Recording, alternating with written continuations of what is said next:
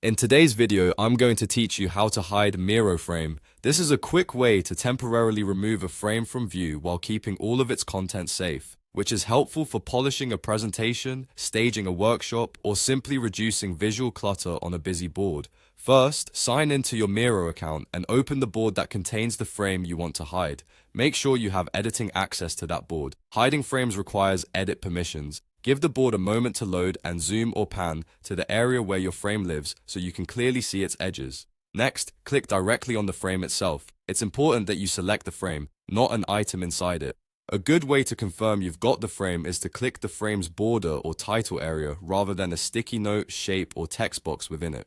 When the frame is selected, you'll see a distinct outline around its boundaries and the selection label will indicate that a frame is active. If you accidentally pick an inner element, press Escape and try clicking the frame's border again.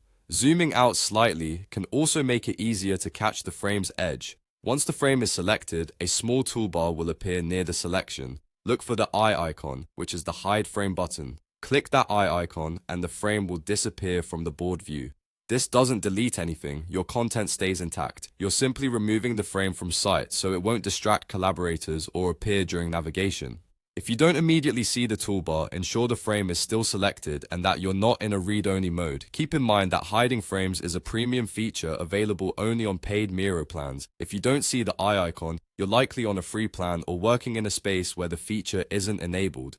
In that case, check with your workspace admin or upgrade your plan to access this option. Also note that some permissions or board settings can limit what you can do, even on paid tiers, so having the correct access level matters. That's all there is to it. Open your board, select the frame itself, and use the eye icon on the frame's toolbar to hide it. Use this technique whenever you want to keep work in progress out of the way while you focus on what matters most. Thanks for watching, and happy building in Miro.